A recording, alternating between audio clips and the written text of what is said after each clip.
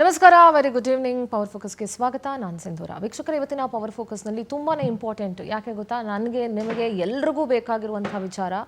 ಒಂದು ಯುದ್ಧ ನಡೀತಾ ಇದೆ. ಏನ್ರಿ ಯಾವಾಗಲೂ ಯುದ್ಧ ಯುದ್ಧ ಯುದ್ಧ ಅಂತೀರಾ? ಯುದ್ಧ ಎಲ್ಲೋ ನಡೀತಾ ಇದೆ, ನಮಗೇನು ಸಮಸ್ಯೆ ಆಗುತ್ತೆ ಅಂತ ನೀವೆಲ್ಲರೂ ಎಲ್ಲರೂ ಅಂತ ಅಂದ್ಕೊಳ್ಳಲ್ಲ, ನಿಮ್ಮಲ್ಲಿ ಕೆಲವೊಂದಷ್ಟು ಜನ ಅಂದ್ಕೊಳ್ಬಹುದು. ಆದರೆ ಎಲ್ಲೋ ಯುದ್ಧ ನಡೀತಾ ಇದ್ರು ಅದರ ಎಫೆಕ್ಟ್ ನಮಗೂ ನಿಮಗೂ ತಟ್ತಾ ಇದೆ. ನಮ್ಮನೆ ನಿಮ್ಮನೆ ಅಡುಗೆ ಮನೆಗೆ ತಟ್ತಾ ಇದೆ ಆ ಬಿಸಿ. ಪ್ರತಿನಿತ್ಯ ನಾವು ಓಡೋದಕ್ಕಾಗ್ತಲ್ಲ, ಯಾಕೆಂದರೆ ಪೆಟ್ರೋಲ್ ಡೀಸೆಲ್ನ ಕೊರತೆ ಇಡೀ ರಾಜ್ಯ ಮಾತ್ರ ಅಲ್ಲ, ದೇಶದಲ್ಲೇ ಎಷ್ಟು ಮಟ್ಟಿಗಿದೆ ಅಂತ ನಿಮಗೆ ಗೊತ್ತಿದೆ.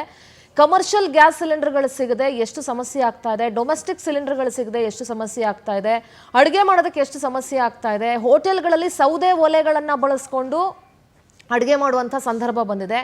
ಅಟ್ ದ ಸೇಮ್ ಟೈಮ್ ಇದು ಬರೀ ಹೋಟೆಲ್ಗೆ ಮಾತ್ರ ಸಮಸ್ಯೆ ಆಗ್ತಿದೆಯಾ, ಮನೆಗೆ ಮಾತ್ರ ಸಮಸ್ಯೆ ಆಗ್ತಿದೆಯಾ? ಖಂಡಿತ ಇಲ್ಲ. ಇಡೀ ನಮ್ಮ ದೇಶದ ಆರ್ಥಿಕತೆಯ ಮೇಲೆ ಸಮಸ್ಯೆ ಆಗ್ತಾ ಇದೆ. ಮತ್ತು ಬಿಡಿಸಿ ಹೇಳಬೇಕು ಅಂತಂದರೆ ದಿನಗೂಲಿ ನೌಕರರಿಗೆ ಸಮಸ್ಯೆ ಆಗ್ತಾ ಇದೆ, ಕಾರ್ಮಿಕ ವರ್ಗಕ್ಕೆ ಸಮಸ್ಯೆ ಆಗ್ತಾ ಇದೆ, ಪ್ರತಿನಿತ್ಯ ಹಣ್ಣು ತರಕಾರಿ ಮಾಡೋಂಥವ್ರಿಗೆ ಸಮಸ್ಯೆ ಆಗ್ತಾ ಇದೆ, ರಸ್ತೆ ಬದಿಯಲ್ಲಿ ಈ ಫುಡ್ ಟ್ರಕ್ಗಳನ್ನು ಇಟ್ಕೊಳ್ಳೋರು, ಫಾಸ್ಟ್ ಫುಡ್ಗಳನ್ನು ಮಾರಾಟ ಮಾಡೋರಿಗೆ ಸಮಸ್ಯೆ ಆಗ್ತಾ ಇದೆ. ಎಲ್ಲದಕ್ಕಿಂತ ಹೆಚ್ಚಾಗಿ ಆಟೋ ಡ್ರೈವರ್ಗಳು, ಆಟೋವನ್ನೇ ನಂಬಿಕೊಂಡು ಅವತ್ತು ಬರುವಂತಹ ಕೂಲಿಯನ್ನು ನಂಬ್ಕೊಂಡಿರುವಂತಹ ಆಟೋ ಡ್ರೈವರ್ಗಳಿಗೆ ಸಮಸ್ಯೆ ಆಗ್ತಾ ಇದೆ. ಅಫ್ಕೋರ್ಸ್, ಯಾಕೆಂದರೆ CNG ಈ ಥರದ್ದೆಲ್ಲ ಸಮಸ್ಯೆ ಆದಾಗ 100% ಅವ್ರಿಗೂ ಸಮಸ್ಯೆ ಆಗ್ತದೆ. ಒಂದು ಕಡೆ ದುಡಿಮೆ ಆಗ್ತಾ ಇಲ್ಲ, ಇನ್ನೊಂದು ಕಡೆ ಬೆಲೆ ಏರಿಕೆ, ಬೆಲೆ ಜಾಸ್ತಿ ಕೊಟ್ಟರು ಅಲ್ಲಿ ಅವ್ರಿಗೆ ಬೇಕಾದಂಥ ಗ್ಯಾಸ್ ಸಿಗ್ತಾ ಇಲ್ಲ.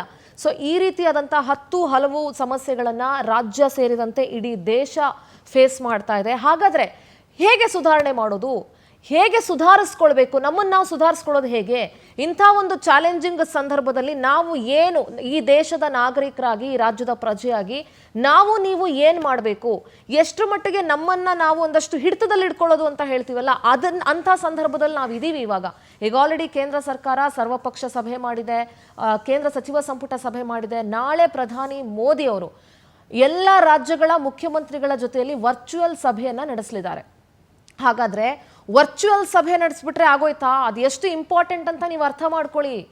ಇಡೀ ಬೇರೆ ಬೇರೆ ರಾಜ್ಯಗಳ ಮುಖ್ಯಮಂತ್ರಿಗಳ ಜೊತೆಯಲ್ಲಿ ಸಭೆ ನಡೆಸ್ತಾ ಇದ್ದಾರೆ ಅಂತಂದರೆ ಎಂಥ ಪರಿಸ್ಥಿತಿಯಲ್ಲಿ ಭಾರತ ಇವತ್ತಿನ ಅಂದರೆ ಎದುರಿಸೋಕ್ಕೆ ನಾವು ನಿಂತಿದ್ದೀವಿ. ನಾವು ದೇಶವಾಸಿಗಳು ಒಗ್ಗಟ್ಟಾಗಿ ನಿಲ್ಲುವಂಥ ಸಂದರ್ಭ ಇದು. ಸೊ ಮನೆಯಿಂದಲೂ ಆ ಬದಲಾವಣೆ ಮತ್ತು ಆ ಸುಧಾರಣೆಗಳು ಆಗಬೇಕಾಗತ್ತೆ. ಇದೆಲ್ಲದರ ಬಗ್ಗೆ ಇವತ್ತಿನ ಪವರ್ ಫೋಕಸ್ನಲ್ಲಿ ನಾನು ಸಮಗ್ರವಾಗಿ ಚರ್ಚೆ ಮಾಡ್ತಾ ಹೋಗ್ತೀನಿ. Let's go for breaking updates.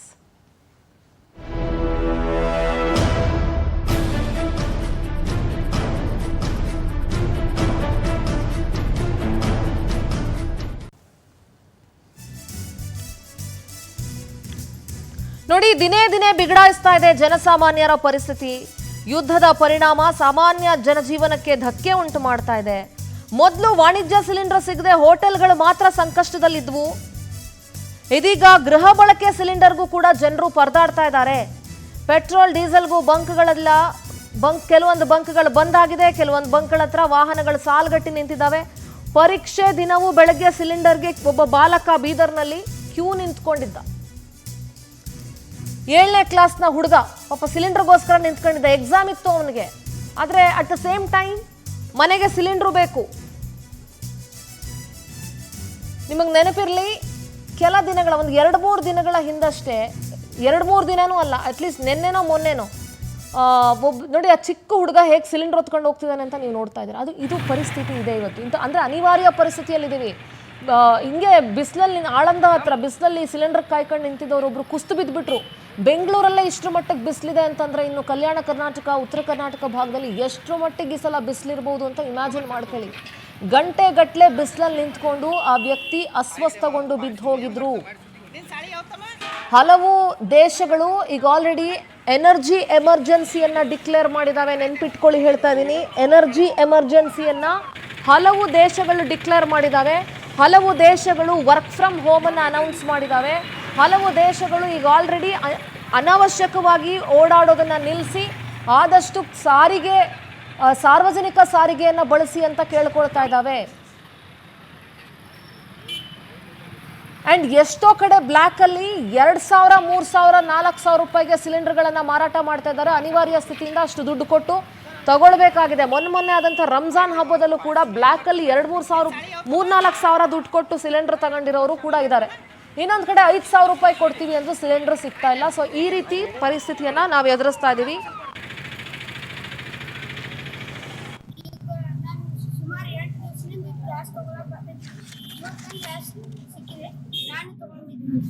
ಇವತ್ತು ಎಕ್ಸಾಮ್ ಅದ, ಊಟ ಇಲ್ಲ, ಅದಕ್ಕೆ ನಾನು ಅಪ್ಪನ ಜೊತೆ ನೋಡೋಣ ಏನಿದೆ ನೋಡ್ತೀನಿ. ಇವತ್ತು ಎಕ್ಸಾಮ್ 11:30 ಅದ ರೀ, ಸ್ಕೂಲಿಗೆ 11 ಹೋಗ್ಬೇಕು. ಈಗ ಹೋಗ್ತೀನಿ ಪಟ್ಟಣ ಮನೆಗೆ ಹೋಗಿ ರೆಡಿ ಆಗ್ತೀನಿ. ಈಗ ಎಕ್ಸಾಮ್ ಬರೀಬೇಕಿದ್ರೆ ಎನರ್ಜಿ ಬೇಕಿಲ್ಲ, ಹೊಟ್ಟಿಗೆ ಎನರ್ಜಿ ಬೇಕಿಲ್ಲ. ಈಗ ಅಲ್ಲೆಲ್ಲ ರೆಡಿ ಆಗ್ಬೇಕು. ಈಗ ಹಚ್ಚೋದು ಆಯ್ತು, ರೆಡಿನೇ ರೆಡಿ ಆಗೋಷ್ಟೊತ್ತಿಗೆ ರೆಡಿ ಆಯ್ತಿಗೆ ಊಟ ಮಾಡಿ ಸ್ಕೂಲಿಗೆ ಹೋಗ್ತೀನಿ. ಈಗ ನಾನು ಸುಮಾರು 2 ದಿವಸದಿಂದ ಗ್ಯಾಸ್ ತಗೊಳಕ್ ಬರ್ತಿದ್ದೀನಿ. ಇವತ್ತು ನಂಗೆ ಗ್ಯಾಸ್ ಸಿಕ್ಕಿದೆ. ನೋಡಿ, ಇದೀಗ ಪವರ್ ಪೆಟ್ರೋಲ್ ಡೀಸೆಲ್ ಬೆಲೆಯಲ್ಲಿ ಹೆಚ್ಚಳ ಆಗ್ತದೆ. ಪ್ರೈವೇಟ್ ಪೆಟ್ರೋಲ್ಸ್ ನೀವೀಗ ನಯಾರಾ ತಗೊಳ್ಳಿ ಅಥವಾ ಶೆಲ್ ತಗೊಳ್ಳಿ, ಡೀಸೆಲ್ಲು ಲೀಟರ್ಗೆ 3 ರೂಪಾಯಿ, ಪೆಟ್ರೋಲ್ ಲೀಟರ್ಗೆ 5 ರೂಪಾಯಿ ಜಾಸ್ತಿ ಮಾಡಿ ಮಾರಾಟ ಮಾಡ್ತಿದ್ದಾರೆ. ಬಳಿಕ ಖಾಸಗಿ ತೈಲ ಕಂಪನಿಗಳ ಬಂಕ್ನಲ್ಲಿ ದರ ಏರಿಕೆ ಆಗಿದೆ. ನಯಾರಾ, ಶೆಲ್ ಕಂಪನಿಗಳಲ್ಲಿ ತೈಲ ಬೆಲೆಯಲ್ಲಿ ಏರಿಕೆ ಆಗಿದೆ. ಪೆಟ್ರೋಲು 4 ರಿಂದ 5 ರೂಪಾಯಿ, ಡೀಸೆಲ್ ಬೆಲೆ 3 ರೂಪಾಯಿ ಹೆಚ್ಚಳ ಮಾಡಿದ್ದಾರೆ. CNG ಇಂಧನ ಸಿಗದೆ ಆಟೋ ಅಣ್ಣ ತಮ್ಮಂದ್ರು ಹೈರಾಣಾಗಿ ಹೋಗಿದ್ದಾರೆ. ಫಸ್ಟ್ ಆಫ್ ಆಲ್ ಈ ಬೇರೆ ಬೇರೆ ಈ ಊಬರು ಅಥವಾ ಓಲಾನೋ, ಈ ರ್ಯಾಪಿಡೋ ಇಂಥದ್ರಿಂದ ಆಟೋ ಚಾಲಕರ ಬದುಕು ಸಂಕಷ್ಟದಲ್ಲಿ ಸಿಕ್ಕಾಕೊಂಡಿದೆ. ಇವತ್ತು ನಾನು ಹೇಳ್ತೀನಿ ಕೇಳಿ, ಅದರಲ್ಲಿ ಕೆಲವರು ತರಲೆಗಳಿರ್ಬೋದು, ಬಟ್ ನಾವು ಎಲ್ಲರನ್ನೂ ಒಂದೇ ತಕ್ಕಡಿಗೆ ಹಾಕಿ ತೂಗಕ್ಕಾಗಲ್ಲ. ಅವರ ಬದುಕು ಇವತ್ತು ನಿಜವಾಗ್ಲೂ ಸಂಕಷ್ಟದಲ್ಲಿದೆ. ಫಸ್ಟ್ ಆಫ್ ಆಲ್ ಅವ್ರಿಗೆ ದುಡಿಮೆ ಆಗ್ತಾ ಇದ್ದಿದ್ದೇ ಕಡಿಮೆ, ಅಂಥದ್ರಲ್ಲಿ ಈ ರೀತಿ ಆಗಿರೋದ್ರಿಂದ, CNG ಸಿಗದೆ ಇರೋದ್ರಿಂದ ಅವರ ಬದುಕು ಇನ್ನಷ್ಟು ಅತಂತ್ರ ಆಗಿ ಹೋಗಿದೆ. ದೃಶ್ಯಗಳಲ್ಲಿ ಗಮನಿಸ್ತಾ ಇರ್ಬೋದು. ಬಹುಶಃ ಸಾಮಾನ್ಯವಾಗಿ ಟ್ರಾಫಿಕ್ ಜಾಮ್ ಆದರೆ ಇಂಥ ಟ್ರಾಫಿಕ್ ನೋಡಿರ್ತೀವಿ, ಆದರೆ ಇಲ್ಲಿ ಪೆಟ್ರೋಲ್ಗೋಸ್ಕರ ಸಾಲಲ್ಲಿ ನಿಂತಿರುವಂಥ ದೃಶ್ಯಗಳನ್ನು ನೋಡ್ತಾ ಇದ್ದೀರಿ. ಒಂದಷ್ಟು ಜನ ಸಾರ್ವಜನಿಕರು ಮಾತಾಡಿದ್ದಾರೆ, ಏನು ಹೇಳಿದ್ದಾರೆ ಕೇಳಿಸ್ಕೋಣ. ಸರ್, ನಯಾರಲ್ಲಿ ಡೀಸೆಲ್ ಬಂದ್ಬಿಟ್ಟು 3 ರೂಪಾಯಿ ಏರಿದೆ, ಪೆಟ್ರೋಲ್ ಬಂದು 5 ರೂಪಾಯಿ ಏರಿದೆ. ಸೊ ಬಟ್ ಸ್ಟಿಲ್ ಸಪ್ಲೈಯಲ್ಲಿ ಏನು ಪ್ರಾಬ್ಲಮ್ ಇಲ್ಲ. ಯಾರು ಆತಂಕಕ್ಕೆ ಒಳಗಾಗಿ ಬಂದು ಇದನ್ನ ಮಾಡ್ಕೋಬೇಕು ಅಂತ ಇಲ್ಲ. ನಮ್ದು ಸಪ್ಲೈ ಪರ್ಫೆಕ್ಟ್ ಆಗಿದೆ. ನಮ್ಮ ಕಂಪ್ನಿಯಿಂದ ಯಾವುದೇ ರೀತಿಯಿಂದ ಡ್ರೈ ಔಟ್ ಆಗ್ಲಿ ಅದು ಆಗ್ಲಿ ಆಗೋದು ಕೊಡಲ್ಲ. ಕಂಪನಿ ನಮಗ್ ಟೇಕ್ ಕೇರ್ ಮಾಡ್ತಾ ಇದ್ದಾರೆ. ಬಟ್ ಸ್ಟಿಲ್ ಪಬ್ಲಿಕ್ ನಾ ಹೇಳೋದೇನು ಅಂತಂದ್ರೆ, ಆತಂಕಕ್ಕೆ ಒಳಗಾಗಿ ಏನು ಮಾಡಕ್ ಹೋಗ್ಬೇಡಿ. ಆರಾಮಾಗಿ ಬಂದು ಫ್ಯೂಲಿಂಗ್ ಮಾಡ್ಕೊಂಡು ಹೋಗಿ. ಅರ್ಜೆಂಟ್ ಅಲ್ಲಿ ಕ್ಯಾನ್ ನಲ್ಲಿ ಅದರಲ್ಲಿ ಹಾಕ್ಬೇಡ ಅಂದಿದ್ದಾರೆ. ಡೀಸೆಲ್ ಪೆಟ್ರೋಲ್ ಬೆಲೆ ಹೆಚ್ಚಿಗೆ ಮಾಡೋದ್ರಿಂದಾಗಿ ಏನ್ ಸಮಸ್ಯೆ ಆಗುತ್ತೆ? ನಿಮಗೆ ಏನ್ ಸಮಸ್ಯೆ ಆಗಿದೆ? ಸಮಸ್ಯೆ ಎಲ್ಲ ಸಾರ್ವಜನಿಕರಿಗೆ ಸಮಸ್ಯೆ ಆಗೋದು. ಎಲ್ಲದ ಸಮಸ್ಯೆನ ಏಕದಮ್ ಹಿಂಗ ಹೆಚ್ಚಿಗೆ ಮಾಡ್ಬೋದು. 8 ರೂಪಾಯಿ 10 ರೂಪಾಯಿ ಡೈಲಿ ಒಂದ್ ಸ್ವಲ್ಪ ಹೆಚ್ಚಿಗೆ ಮಾಡಿದ್ರೆ ಅದೊಂದು ಮಾತು ಬೇರೆ. ಏನ್ ಅಷ್ಟೇನು ರಿಸರ್ವ್ ಇಡ್ಲಾರ್ದ ಇರ್ತಾರ್ರಿ. ಎಲ್ಲಾರು ರಿಸರ್ವ್ ಇಟ್ಕೊಂಡು ಇದು ಮಾಡ್ಬೇಕಾಯ್ತು. ಯುದ್ಧದಿಂದಾಗಿ ಈ ತರ ಇದು ಡೀಸೆಲ್ ಪೆಟ್ರೋಲ್ ಹಾಳಾಗದೆ ಹೆಚ್ಚಿಗೆ ಮಾಡ್ತಾ ಇದಾರೆ. ಅದಕ್ಕೆ ಹೆಂಗ್ ಅನ್ಸಾಗುತ್ತೆ ನಿಮ್ಗೆ? ಯುದ್ಧ ಮಾಡ್ಬೇಕನ್ಸುತ್ತೆ, ಮುಂದುವರಿಬೇಕು, ಬಂದ್ ಮಾಡ್ಬೇಕ್ರಿ ಅದನ್ನ. ಬೇರೆ ದೇಶದವ್ರು, ನಮ್ ದೇಶದವ್ರು ಅವ್ರಿಗೆ ಹೆಲ್ಪ್ ಇದನ್ನ ಸಜೆಷನ್ ಕೊಟ್ಟು ಯುದ್ಧ ನಿಲ್ಲಿಸ್ಬೇಕ್ರಿ. ಯಾರಿಗೆ ಫಾಯ್ದಾ ಇಲ್ಲ ಯುದ್ಧ ಮಾಡೋದ್ರಿಂದ. ನಮ್ಗೆ ಹೊರ್ತದ, ಸಾರ್ವಜನಿಕರಿಗೆ ಹೊರ್ತಾಗತ್ತೆ. ಹಿಂಗಾಗಿ ನೋಡ್ರಿ, ನಿನ್ನೆ 104 ಪೆಟ್ರೋಲ್ ರೇಟ್ 104.34 ಪೈಸೆ ಇತ್ತು. ಡೀಸೆಲ್ 92.18 ಪೈಸೆ ಇತ್ತು. ನಿನ್ನೆ ತುಂಬಾ ಬಹಳ ಕ್ರೌಡ್ ಇತ್ತು. ಈಗ ರೇಟ್ ಏರಿದಾಗ್ಲಿಂದ ಕ್ರೌಡ್ ಅಷ್ಟೊಂದು ಸ್ವಲ್ಪ ಕಡಿಮೆ ಆಗಿದೆ. ಈಗ ಡೀಸೆಲ್ ಬೆಲೆ ಎಷ್ಟಿದೆ? ಡೀಸೆಲ್ ಈಗ 3 ರೂಪಾಯಿ ಬೆಲೆ ಇದೆ. ರೇಟ್ ಬರೋದು ಅದು ಗೊತ್ತಿಲ್ಲ. ಬಟ್ ಒಳ್ಳೆ ಸಿಟಿ ಒಳಗೆ ಒಂದೇ ಕ್ರೌಡ್ ಈಗ ಚಾಲ ಆಗ್ಯದಲ್ಲ, ಅಲ್ಲೇ ಇದಾರೆ. ಈವ್ನಿಂಗ್ ಆದ್ಮೇಲೆ ಇಲ್ಲಿ ಮತ್ತೆ ಕ್ರೌಡ್. ಎಸ್, ತೈಲ ಮತ್ತು ಸಿಲಿಂಡರ್ ಅಭಾವಕ್ಕೆ ಸಂಕಷ್ಟದತ್ತ ಜನರ ಜೀವನ ಇದೆ. 2025ರ ಏಪ್ರಿಲ್ ವೇಳೆಗೆ ಬೆಂಗಳೂರಲ್ಲಿ 1.23 ಕೋಟಿ ವಾಹನಗಳಿದ್ವು. ಈಗ ಇನ್ನೂ ಜಾಸ್ತಿ ಆಗಿರ್ಬೋದೇನೋ. 83 ಲಕ್ಷಕ್ಕೂ ಹೆಚ್ಚು ಟೂ ವೀಲರ್ಗಳು, 24 ಲಕ್ಷಕ್ಕೂ ಹೆಚ್ಚು ಕಾರ್ಗಳು, ನೋಂದಣಿ ಆಗಿರೋ ಆಟೋಗಳ ಸಂಖ್ಯೆ 4 ಲಕ್ಷಕ್ಕೂ ಹೆಚ್ಚು. ಪೆಟ್ರೋಲ್ ಬಳಕೆಯಲ್ಲಿ ದೆಹಲಿ ನಂಬರ್ 1 ಆದರೆ ಬೆಂಗಳೂರು ಸ್ಟ್ಯಾಂಡ್ಸ್ ಸೆಕೆಂಡ್. ಬೆಂಗಳೂರು 2ನೇ ಪ್ಲೇಸಲ್ಲಿದೆ. ಡೀಸೆಲ್ ಬಳಕೆಯಲ್ಲಿ 3ನೇ ಸ್ಥಾನದಲ್ಲಿದೆ ನಮ್ಮ ಬೆಂಗಳೂರು. ಪೀಕ್ ಅವರ್ಸ್ ಅಲ್ಲಿ 1.5 ಕಿಲೋಮೀಟರ್ಗೆ ಸರಾಸರಿ 3 ಲೀಟರ್ ಪೆಟ್ರೋಲ್ ಡೀಸೆಲ್ ಖರ್ಚಾಗ್ತಾ ಇದೆ. ಇನ್ನನ್ ಆವ್ರೇಜ್ ನಾವು ಲೆಕ್ಕ ಹಾಕಕ್ಕೆ ಹೋದ್ರು ಪೀಕ್ ಅವರ್ಸ್ ಅಲ್ಲಿ ಎಲೆಕ್ಟ್ರಾನಿಕ್ ಸಿಟಿ, ಸರ್ಜಾಪುರ, ಕೋರಮಂಗಲ ಅಥವಾ ನೀವು ಬೇರೆ ಬೇರೆ ಆ ಥರ ಹೆಬ್ಬಾಳ ಈ ಥರ ತಗೊಂಡ್ರೆ ಪ್ರತಿ ತಿಂಗಳು ಬೆಂಗಳೂರಿಗೆ 7 ಕೋಟಿ ಲೀಟರ್ಗೂ ಅಧಿಕ ಪೆಟ್ರೋಲ್ ಅವಶ್ಯಕತೆ ಇದೆ. ನೋಡಿ, ಬೆಂಗಳೂರು ರಾಜ್ಯದ ರಾಜಧಾನಿ, ಹುಡುಗಾಟ ಅಲ್ಲ. ಇಡೀ ವಿಶ್ವದ ನಾನಾ ಮೂಲೆಗಳಿಂದ ಜನ ಬಂದು ಇಲ್ಲಿ ನೆಲೆಸಿದ್ದಾರೆ. ಇಲ್ಲಿನ ಟ್ರಾಫಿಕ್ ಹುಡುಗಾಟ ಅಲ್ಲ, ಇದು ಒಂಥರ ಸಮುದ್ರದ ಥರ. ರಾಜ್ಯಕ್ಕೆ, ನಮ್ಮ ರಾಜ್ಯ ತಗೊಂಡ್ರೆ ರಾಜ್ಯಕ್ಕೆ ಪ್ರತಿ ತಿಂಗಳು 850 ಟನ್ ವಾಣಿಜ್ಯ ಬಳಕೆಯ ಗ್ಯಾಸ್ ಬೇಕು. ಅಂದ್ರೆ 44,000ಕ್ಕೂ ಹೆಚ್ಚು ವಾಣಿಜ್ಯ ಸಿಲಿಂಡರ್ಗಳು ರಾಜ್ಯಕ್ಕೆ ಬೇಕು ತಿಂಗಳಿಗೆ ಹೇಳ್ತಾ ಇರೋದು. ಆ ಪೈಕಿ ಬೆಂಗಳೂರಲ್ಲಿ 80-85% ಸಿಲಿಂಡರ್ಗಳನ್ನು ಬಳಕೆ ಮಾಡಲಾಗುತ್ತೆ. ಪ್ರತಿನಿತ್ಯ ಬೆಂಗಳೂರಿನಲ್ಲಿ 1,90,000 ಕೆಜಿ CNG ಬಳಕೆ ಆಗ್ತಾ ಇದೆ. CNG ಬಳಸೋ ಲಕ್ಷಾಂತರ ಆಟೋ ಚಾಲಕರ ಜೀವನ ಇವತ್ತು ಹೈರಾಣಾಗಿ ಹೋಗಿದೆ. LPG CNG ಅಗತ್ಯಕ್ಕೆ ತಕ್ಕಷ್ಟು ಪೂರೈಕೆ ಆಗದೆ ಬದುಕು ದುಸ್ತರ ಆಗಿದೆ, ಬರ್ಬರ ಆಗಿದೆ, ಎಲ್ಲವೂ ಆಗಿ ಹೋಗಿದೆ. ಅವರು ದುಡಿದ್ರೆ ಮನೆಗೆ ಒಂದು ಹೊತ್ತಿನ ಊಟಕ್ಕೆ ವ್ಯವಸ್ಥೆ ಮಾಡ್ಬೋದು, ಮಕ್ಕಳ ಎಜುಕೇಷನ್ಗೆ ವ್ಯವಸ್ಥೆ ಮಾಡ್ಬೋದು, ಸಿಲಿಂಡರ್ ಸಿಗದೆ ಇರಬಹುದು ಅಥವಾ CNG ಸಿಗದೆ ಇರಬಹುದು, ಆದರೆ ದಿನನಿತ್ಯದ ಖರ್ಚು ಕೇಳಲ್ವಲ್ಲ. ಹಾಲು ಹಾಕೋನು ಇಲ್ಲಪ್ಪ ಸಿಲಿಂಡರ್ ಇಲ್ಲ, ನಾನು ಆಟೋ ಓಡ್ಸೋಕ್ಕಾಗಿಲ್ಲ, ಇವತ್ತು ಹಾಲಿನ ದುಡ್ಡು ಈ ತಿಂಗಳು ಕೊಡೋಕ್ಕಾಗಿಲ್ಲ ಅಂದರೆ ಹಾಲು ಹಾಕೋನು ಕೇಳಲ್ವೇ? ಅಥವಾ ನಮ್ಮ ನಂದಿನಿಯವ್ರೇನು ಕೇಳಲ್ವೇ? ಇವತ್ತು ಈ ತಿಂಗಳು ನನ್ನ ಮಗುವಿನ ಶಾಲೆ ಫೀಸ್ ಕಟ್ಟಕ್ಕಾಗಲ್ಲ, ಪರೀಕ್ಷಾ ಶುಲ್ಕ ಕಟ್ಟಕ್ಕಾಗಲ್ಲ ಅಂದರೆ ಕೇಳಲ್ವೇ? ಇವತ್ತು ನಾನು ನಿನಗೆ ಮನೆಗೆ ನೋಡಮ್ಮ, ಹೆಂಡತಿಗೆ ಹೋಗ್ಬಿಟ್ಟು ಒಬ್ಬ ಗಂಡ ನಾನು ಇವತ್ತು ನಿನಗೆ ಮನೆಗೆ ತರಕಾರಿ ಆಗಲಿ ದಿನಸಿ ಆಗಲಿ ತಂದು ಕೊಡೋಕ್ಕಾಗಲ್ಲಮ್ಮ, ಏನಿದೆಯೋ ಅದ್ರಲ್ಲಿ ಮಾಡು ಅಂತಂದರೆ ಹೆಂಡತಿ ಎಷ್ಟು ದಿವಸ ಅಂತ ಅಡ್ಜಸ್ಟ್ ಮಾಡ್ಕೊಂಡು ಮಾಡ್ಲಿಕ್ಕೆ ಸಾಧ್ಯ? ಮಕ್ಳ ಮುಖ ಆದ್ರೂ ನೋಡಬೇಕಲ್ಲ. 3 ಹೊತ್ತಿನ ಊಟ ಮಾಡ್ಬೇಕಂದ್ರೂ ಗ್ಯಾಸ್ ಸಿಲಿಂಡ್ರ್ ಬೇಕು. ಗ್ಯಾಸ್ ಸಿಲಿಂಡ್ರ್ ಬೇಕು ಅಂದರೆ ದುಡಿಮೆ ಆಗಬೇಕು. ದುಡಿಮೆ ಆಗಬೇಕು ಅಂದರೆ CNG ಸಿಗಬೇಕು. So it is a complete chain link. ಇದು ಈ ಯುದ್ಧ ಇದೆಯಲ್ಲ, ನಾನು ಯಾವಾಗಲೂ ಹೇಳ್ತೀನಿ, ಯಾವುದೇ ರೀತಿಯಿಂದನೂ ಸೊಲ್ಯೂಷನ್ ಅಲ್ಲ ಮತ್ತು ಯಾವುದೇ ಒಂದು ದೇಶದ ಆರ್ಥಿಕತೆಯ ಪ್ರಗತಿಗೆ ಯುದ್ಧಗಳು ಸಹಾಯ ಮಾಡೋದಿಲ್ಲ. ಅನೇಕ ರೀತಿಯಲ್ಲಿ ಹೊಡ್ತಾ ಬೀಳ್ತಾ ಹೋಗುತ್ತೆ. ಲಾಜಿಸ್ಟಿಕ್ ಪ್ರಾಬ್ಲಮ್ ಆಯಿತು ಅಂದರೆ ಪ್ರತಿಯೊಂದು ಪ್ರಾಬ್ಲಮ್ ಆಗ್ತಾ ಹೋಗುತ್ತೆ.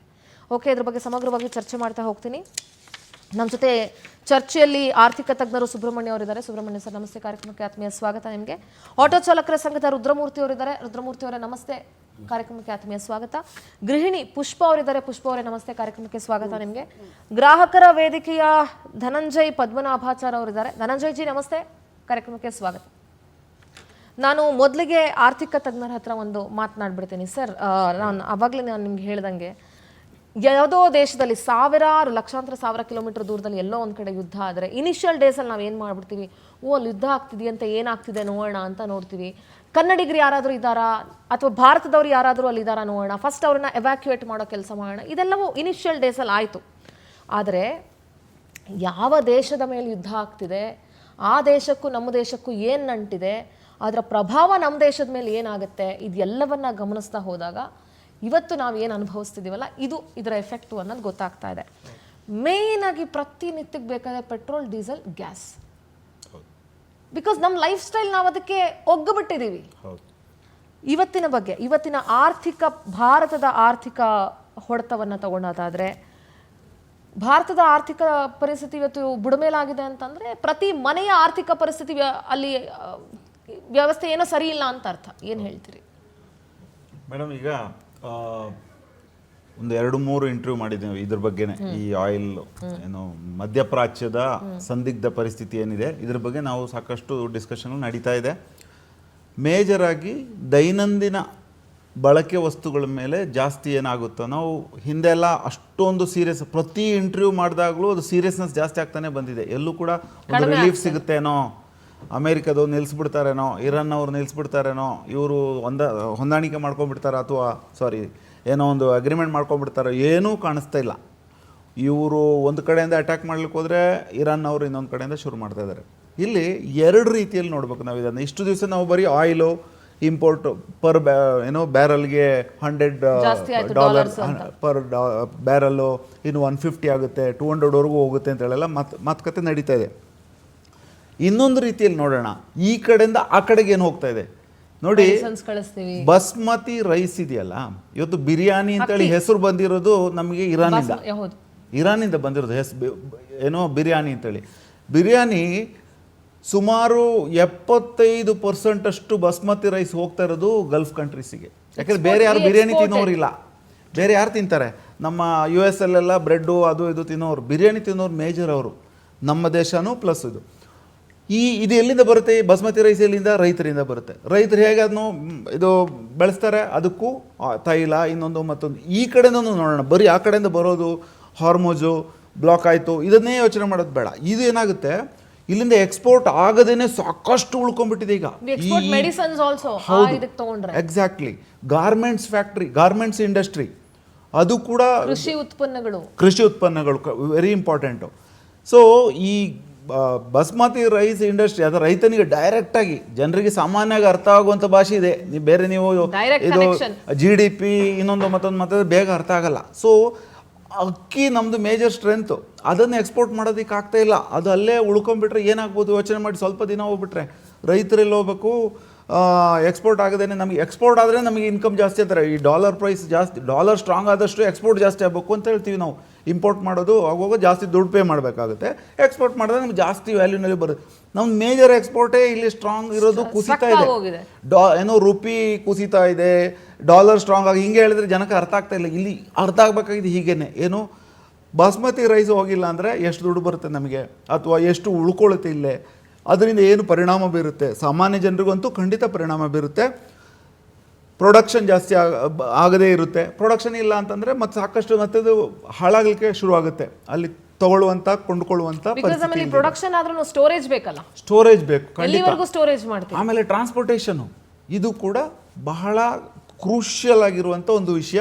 ಇದನ್ನು ನಾನು ಹೇಳಬೇಕು ಅಂತಲೇ ಅಂದ್ಕೊಂಡಿದ್ದೆ. ಯಾಕೆಂದರೆ ಬರೀ ಆಯಿಲು ಇಂಪೋರ್ಟು, ಇರಾನು, ಹಾರ್ಮಜು ಅಂತ ಹೇಳ್ಕೊಂಡು ಇಟ್ ಈಸ್ ಇವತ್ತು ವರ್ಲ್ಡ್ ಎಕಾನಮಿಯಲ್ಲಿ ಇದ್ದೀವಿ ಮೇಡಮ್, ಗ್ಲೋಬಲ್ ಎಕಾನಮಿ. ನಾವು ಪೊಲಿಟಿಕಲ್ ನರೇಟಿವ್ಸ್ ಬೇರೆ ಬೇರೆ ಜನ ಏನೇನೋ ಕಟ್ಕೋಬೋದು. ಆ ಕಂಟ್ರಿ, ಆ ಧರ್ಮದ್ದು, ಇನ್ನೊಂದು ಮತ್ತೊಂದು, ಅಮೇರಿಕ ಇದೆ, ಚೈನಾ ಇದೆ, ಇಂಡಿಯಾ ಇದೆ, ಯಾರ್ಯಾರೋ ಇರ್ಬೋದು. ಮೇಜರ್ ಕೆಲವರು ಹೇಳ್ತಾರೆ ಅಮೇರಿಕ ಮತ್ತು ಚೈನಾದು ಇದೆ ಆ್ಯಕ್ಚುಲಿ ವಾರ್ ಇರೋದು, ಇಸ್ರೇಲ್ ಮತ್ತು ಇರಾನ್ ಮಧ್ಯದಲ್ಲಿ ಸುಮ್ಮನೆ ಟ್ರಂಪ್ ಕಾರ್ಡ್ಗಳು ಅಂತೇಳಿ ಮಾತಾಡೋರು ಇದ್ದಾರೆ.